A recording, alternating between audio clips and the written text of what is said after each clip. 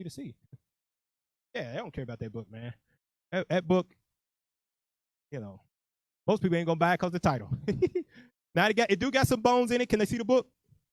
Okay, now the book does got some bones in it. The breakdowns of biblical understanding, the prophecies and things of that nature, it don't quite have together. But the historical context of it does. Let's go to the next picture. I'm gonna read this for you here real quick. Now, a lot of this was taken out of the two Babylons. This is basically a cheaper version of the two Babylons. Okay, it says, Alexander Hislop, a Bible scholar, spent painstaking years compiling data from inscriptions found by Layard and a library full of the works from a multitude of ancient pagan scribes and scholars of mythology. Like a jigsaw puzzle, Hislop gathered pieces of historical data and placed the material in their proper time slots. History says Ninus, the first king of Nineveh, was Nimrod, the great-grandson of Noah. The name Nineveh means the habitation of Ninus. The name Nineveh means the habitation of Ninus, which was Nimrod. And the scriptures say it was Nimrod who built Nineveh. The first king of Nineveh was the first mortal to be deified at his death and was the actual father of the gods. This pagan belief of kings being deified at their death was adopted from Mesopotamia to Egypt. These Egyptians do that. Those pharaohs were considered gods on earth. To the North and South Americas, one such god who has been traced to Nimrod, the original deified god, was the pagan, ill-omened black god of Anglo-Saxons. His name was Zernobogus. This man-headed bull god name is almost pure Chaldee, and his name means the seed of the prophet Cush. In the Bible, it says Cush begot Nimrod. Hence, the beginning of the part man and part animal symbols of gods that have guarded the place of kings and pharaohs all over the world. The Assyrian Hercules, who has been traced to Nimrod, also began to be a mighty one in the earth. Without club, spear, or weapons of any kind, attack the bull, having overcome it. He sets the bull's horns on his head as a trophy of victory and a symbol of power. The Vikings, the Anglo-Saxons, the Africans, and even the American Indians wore horned headdresses to display their might and power. The bull or calf became a symbol of divinity, as in Exodus 32. Let's go to the next one. Okay, so right here, reading about Nimrod, right? To the first inhabitants of the world after the flood, Ninus, the first king of Babel, his queen Semiramis, and their miraculously born godchild Tammuz, the son of the sun, was the first pagan trinity. So now you see where that whole Trinity doctrine comes from Catholicism. It goes all the way back to Nimrod. Was the first pagan trinity. A multitude of various names have covered their true identity, but the discoveries of the ancient ruins of Babylon, Assyria, Egypt, Mexico, etc., have enabled scholars to trace their worship from Babylon and Assyria to the Hindus and across the ocean to the early American Indians. Their pattern of worship is usually the same, only the names are different because of the various languages in the world.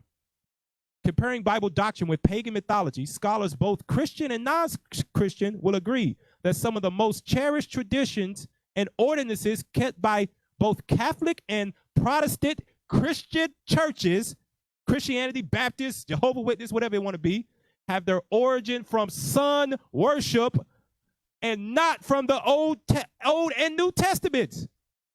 That's why you go to church on Sunday. You worship in Nimrod. You better come up out of that stuff. Our people got to come up out of that. So it says here, Sunday sacredness, Christmas, the Christmas tree, Easter, the Easter egg and the bunny, hot cross buns, and Good Friday are not holy days and ordinances to be kept sacred from the Bible, but were sacred to the ancient Babylonian gods, Nimrod, Baal, Semiramis is what they got right there. Semiramis. Ashtaroth was another name. Okay, I'm gonna jump down to the last paragraph to show you where this whole Trinity stuff come from. Now, heathen philosophy says when Semiramis died, her spirit, like her husband Ninus, Nimrod, became immortal and flew up to the moon and took possession of it. She became the moon goddess, the mother of gods, the queen of heaven. When her godchild Tammuz died, the pagans claimed his spirit became immortal and took possession of the east star, Venus, and appears together with the sun and moon in the spring. This was also known as the New Year Festival. This is why you got to keep the commandments of God, because if you don't know the Bible and precept upon precept, they will straight mix paganism with ancient paganism, and you will be caught up thinking that you are in the truth, that you worshiping God in Christian church, worshiping Nimrod. Go to the next one. There's one more picture here.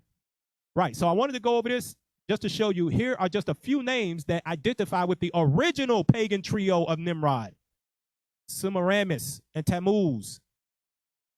Nimrod, the Lord of Heaven, Israel called him Baal. Phoenicians, El, Babylon, Belis, Assyria, Ninus, Greece, Zeus, Rome, Jupiter, Egypt, Ra. Look at this. Vishnu, Panku, Teotihuacan, whatever you have to say that. Teotihuacan. Scandinavia, that's them. That's that Thor. Scandinavia is that Thor and all of that stuff. They called it Odin.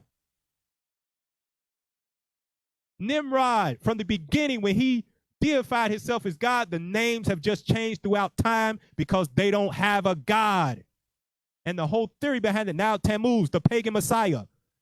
Israelites call him Tammuz. Phoenicians call him Bacchus. Babylon called him Tammuz. Assyria, Hercules. You can go back and look at the video and see all these names. For the Semiramis, the queen of heaven, Ashtaroth, Astarte, Ishtar, Beltis, Aphrodite. For all you wonder, aphrodisiac. You little whoremongers out there. Cybele from Rome. Diana, Egypt, they called her Isis and Hathor. Because remember, Nimrod is way before all of Egypt and all that. This is in the beginning. Okay, let's drop all of that. Let's go back to the scriptures. Okay, so